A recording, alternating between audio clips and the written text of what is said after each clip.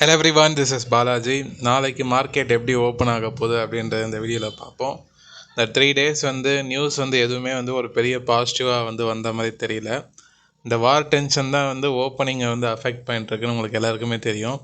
அதனால தான் டெய்லியும் ஒரு பெரிய பெரிய கேப் டவுன் ஆகுது, கேப் அப் ஆகுது அப்படின்ற மாதிரி. ஆக்சுவலாக ஃப்ரைடே லீவு மார்க்கெட். இந்த 3 days முக்கியமான நியூஸ்னால் இவங்க பிரிட்ஜை தாக்குனாங்க யூஎஸ் சைட்லேருந்து. அதுக்கு பதிலாக இவங்க 2 ஏர்க்ராஃப்டை சுட்டு வீழ்த்திருக்காங்க. இது ஒரு பெரிய ஒரு இம்பேக்ட்டு. இது கண்டிப்பாக நாளைக்கு ஓப்பனிங்கில் தெரியும். எனக்கு தெரிஞ்சு நாளைக்கு கேப் டவுன் தான் ஆகும். இப்போ இருக்க டைம் படி பார்த்தா ஃப்ரைடே மார்க்கெட் முடிஞ்சிருக்கோம்ல குளோபல் மார்க்கெட்டில். ஸோ கிஃப்ட் நிஃப்டி கிட்டத்தட்ட ஒரு 200 பாயிண்ட்ஸ் 160 பாயிண்ட்ஸ் இப்போ நெகட்டிவில் தான் காட்டுது. நம்ம மார்க்கெட் பேனிக்கில் இருக்குதுன்னு சொல்கிறோம்ல, அது 2 விஷயத்தை புரிஞ்சுக்கலாம். ஒன்று, இந்தியா விக்ஸ் அதிகமாக இருக்கிற வச்சு மார்க்கெட் பேனிக்கில் இருக்குன்றது சொல்லலாம். அது நான் ஆல்ரெடி நிறைய டைம் டிஸ்கஸ் பண்ணிட்டுருக்கேன். இன்னொன்று பார்த்திங்கன்னா F&O ட்ரேட் பண்ணுற பீப்புளுக்கு தெரியும். அதாவது நிஃப்டியோட ஃபீச்சர்ஸ் கிட்டத்தட்ட ஸ்பாட்டுக்கு ஈக்குவலாக ட்ரேட் ஆகிட்டுருக்கு. சம்டைம் டிஸ்கவுண்ட்டில் கூட ட்ரேட் ஆகிட்டுருக்கு. அதாவது இப்போ கிஃப்ட் நிஃப்டியே நிஃப்டியோட ஃபீச்சர்ஸ் தான். இது ஒரு டிஃப்ரென்ஸ் இருக்கும். கிட்டத்தட்ட ஸ்பாட்டுக்கு ஈக்குவலாக தான் ப்ரைஸ் ட்ரேட் ஆகிட்டுருக்கு. இது ஒரு சைன் மார்க்கெட் இப்போ. ஏன்னா ஃபீச்சர்ஸ்ன்றது அட்வான்ஸ் கான்ட்ராக்ட் தான். அது உங்களுக்கு ஒரு 100 பாயிண்ட் 200 பாயிண்ட் அப்ரிஷியேட்டில் ட்ரேட் ஆகும்போது தான் ஓகேவா மார்க்கெட் பாசிட்டிவாக இருக்குன்ற மாதிரி நம்ம புரிஞ்சுக்கலாம். ஆனால் டிஸ்கவுண்ட்டில் ட்ரேட் ஆகுது ரொம்ப ரேர் கேஸ். எப்போ மார்க்கெட் பேனிக்கில் ஒரு ஒரு ஃபீரியஸான செல்லிங்கில் இருக்கோ அப்போ தான் டிஸ்கவுண்ட்டில் ட்ரேட் ஆகும். விச் மீன்ஸ் ஸோ மார்க்கெட்டோட ட்ரெண்ட் பேனிக்கில் டவுன் ட்ரெண்ட்ஸ் தான் இருக்குன்றது கிளியராக இந்த ஃபேக்டர்ஸ்லாம் இண்டிகேட் பண்ணுது. இன்னும் இந்த ஓப்பன் இன்ட்ரெஸ்ட் அனாலிசிஸ் F&Oவில் சென்சிட்டிவாக அந்த ப்ரீமியம் அனாலிசிஸ்லாம் உங்களுக்கு வேணும்னா கமெண்ட் பண்ணுங்கள். நான் அதுக்கு தனியாக ஒரு வீடியோ போடுறேன். ஓகே, ஸோ கிஃப்ட் நிஃப்டி கிளியராக இந்த டவுன் ட்ரெண்ட் சினாரியோவில் இண்டிகேட் பண்ணிகிட்ருக்கு. ஸோ எக்ஸ்பெக்டட் கேப் டவுன் தான். இப்போ நிஃப்டி கதைக்கு வரேன். நிஃப்டியில் இன்ட்ராடேயில் லாஸ்ட்டு செஷன் கேப் ஃபில்லிங் நடந்திருக்கும். இந்த கேண்டில் விட்டுருங்க, இது இர்ரெகுலராக இருக்குது. ஸோ கேப் ஃபில்லிங் ஆகி க்ளோசிங்கில் முடிச்சிருக்காங்க. இப்போ 5 minutes பார்க்க போனால் நிஃப்டி பார்த்திங்கன்னா உங்களுக்கு 5 minutes இன்ட்ராடே நிறைய பேர் பண்ணுவீங்க. ஸோ அவங்களுக்கு நான் சொல்கிறேன், மார்க்கெட் 22,560 நாளைக்கு க்ளோசிங் அதை இதுக்கு கீழே ட்ரேட் ஆக ஆரம்பிச்சிச்சுன்னா ஃபியூரியஸாக செல்லிங் ப்ரெஷர் தான் வரும். இப்போ இருக்க சிச்சுவேஷன் பார்த்தா மார்க்கெட் எக்ஸ்பெக்டட் கேப் டவுன் தான். அந்த கேப் டவுன் 500க்கு பிலோ வந்ததுன்னா மார்க்கெட் திருப்பி ஃபால் ஆக ஆரம்பிச்சிடும். திருப்பி ப்ரீவியஸ் லோவை டெஸ்ட் பண்ணுறதுக்கு நிறைய வாய்ப்பு இருக்குது. அப்போ சப்போஸ் ஒரு 100 பாயிண்ட்டுக்குள்ளே கேப் டவுன் ஆகுதுன்னு வச்சுங்க, 100-150 பாயிண்ட் கூட கேப் டவுன் ஆகுதுன்னா இந்த 22,569க்கு மேலே ட்ரேட் ஆச்சுன்னா பாசிட்டிவ் சென்டிமெண்ட் இருக்கும். மார்க் மை வேர்ட்ஸ், இன்ட்ராடேயில் 22,560க்கு மேலே ட்ரேட் இந்த லைன் போட்டிருக்கோம் பார்த்தீங்களா, இந்த இடத்துக்கு மேலே ட்ரேட் ஆச்சுன்னா பாசிட்டிவ் சென்டிமெண்ட் இருக்கும், மேலே போகிறதுக்கு வாய்ப்பு இருக்குது. இந்த சினாரியோ இந்த இடத்த பிரேக் ஆகிடுச்சுன்னு வச்சுக்கோங்க, இன்ட்ராடேயில் ஒரு ஃபீரியஸான டவுன் ட்ரெண்ட் வரும். இன்ட்ராடே பிளேயர்ஸ் இந்த பாயிண்ட்டை மையமாக வச்சு நீங்கள் நாளைக்கு பையிங் போகிறதா செல்லிங் போகிறதான்றது யோசிச்சிக்கிங்க. எனக்கு தெரிஞ்சு மார்க்கெட் கேப் டவுன் தான் ஆகும்.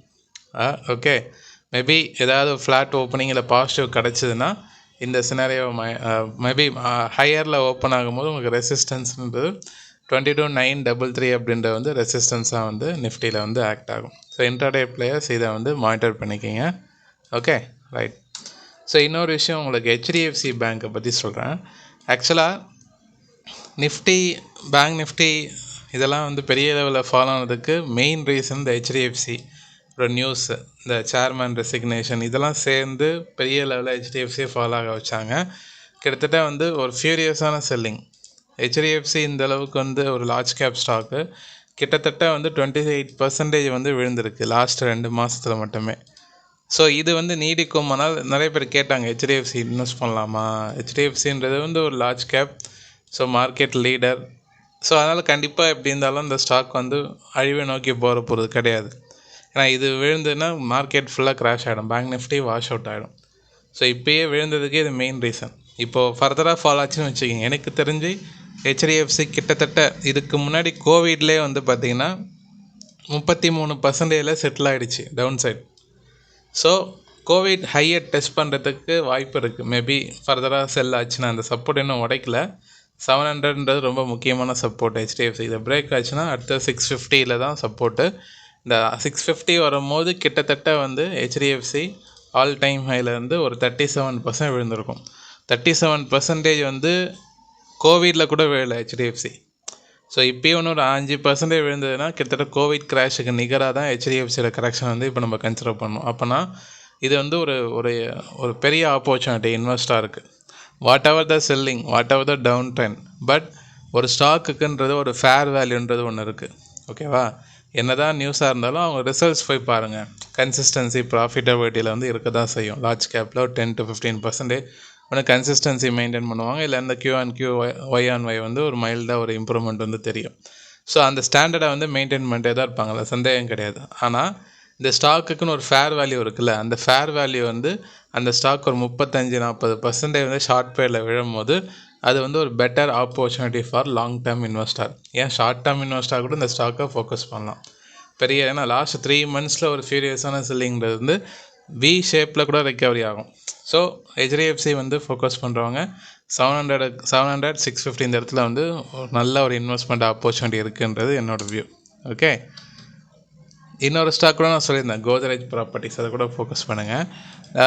எந்தெந்த ஸ்டாக்ஸ்லாம் 50 நல்லா நம்ம ப்ரைஸ் ஆக்ஷன் ஸ்டூடெண்ட்ஸ் யாராவது வீடியோ பார்த்துட்டு இருந்தீங்கன்னா நான் ஒரு விஷயம் சொல்கிறேன், அந்த டாஸ்க்கு முடிங்க. எந்தெந்த ஸ்டாக்லாம் 50%க்கு மேலே கிராஷ் ஆகுதோ அதில் இது எல்லாத்தையும் லிஸ்ட் பண்ணி கமெண்ட்டில் போடுங்க. அதை நான் ரேண்டமாக எடுத்து ரிசர்ச் பண்ணுறேன். ஸோ உங்களுக்கு ஒரு டாஸ்க்கு, ஓகே, 50%க்கு மேலே கிராஷ் ஆகிடுச்சுன்னா அந்த ஸ்டாக்கை வந்து எடுங்க. ஃபண்டமெண்டல் நல்லா இருக்கான்றதை ரிசர்ச் பண்ணுங்கள். ப்ரைஸ் ஆக்ஷன் ஸ்டூடெண்ட்ஸ் நம்ம குரூப்பில் கூட போஸ்ட் பண்ணுங்கள். பிஎஸ்சி வந்து பார்த்தீங்கன்னா கிட்டத்தட்ட வந்து கேட்டிருந்தாங்க, பிஎஸ்சி உங்கள் ஃபேவரட் ஸ்டாக் தானே ப்ரோ, இந்த கிராஷில் கூட பெரிய லெவலில் அஃபெக்ட் ஆகாமல் இருக்குது, என்ன மாய மந்திரம் அப்படின்ற மாதிரி. ஆக்சுவலாக செக்யூரிட்டிஸ் ரிலேட்டடான ஸ்டாக்ஸு, எம்சிஎக்ஸு, இந்த சீரியஸ்லாம் நல்லா விழுந்திருக்கு. பிஎஸ்சி எம்சிஎக்ஸ் மட்டும் ரொம்ப ஸ்டேபிளாக இருக்குது. காரணம் வந்து செக்யூரிட்டிஸ் ரிலேட்டடான ஸ்டாக் இல்லை, அதனால் வந்து அப்படி இருக்குது. What are the things, so இந்த ஸ்டாக் வந்து என்னோடய favourite stock. As well as இந்த ஸ்டாக் 3000 கிராஸ் ஆச்சுன்னா ஃபோக்கஸ் பண்ணுங்கள். இன்னும் சைட் வேஸ் அந்த மார்க்கெட் கொஞ்சம் செட்டில் ஆனால் இந்த ஸ்டாக் பிரேக் அவுட் ஆக ஆரம்பிக்கும். கான்சன்ட்ரேட். எம்சிஎக்ஸும் கிட்டத்தட்ட இந்த கமாடிட்டி எக்ஸ்சேஞ்ச் எல்லாமே எல்லாம் கமாடிட்டி ஃபேக்டர்ஸ் எல்லாமே ஏறிட்டுருக்கு இல்லையா. ஸோ அதனால் இதுக்கும் வந்து ஒரு பெரிய மொமெண்டம் இருக்க தான் செய்யுது. எம்சிஎக்ஸ் வந்து அந்த ட்ரெண்டோட சப்போர்ட் தான் இருக்குது. நிறைய ஸ்டாக் வந்து மார்க்கெட் விழும்போது விழணும்னு அவசியம் இல்லை.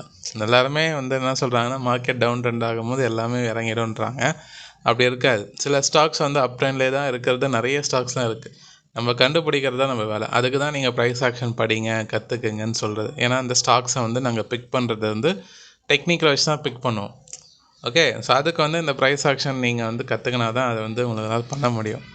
சும்மா நம்பர்ஸ் வச்சு நம்ம பண்ண முடியாது. இந்த ட்ரெண்ட் லைன்லாம் போட்டிருக்கோம் இல்லையா, அதில் எப்படி போகிறோம், எப்படி ப்ளேஸ் பண்ணுறோம், எப்படி ஒரு பிரேக் அவுட்டை கன்சிடர் பண்ணுறோம், என்ட்ரி எப்படி எடுக்கிறது, இதெல்லாமே வந்து டெக்னிக்கல் ஃபேக்டர்ஸ் தான்.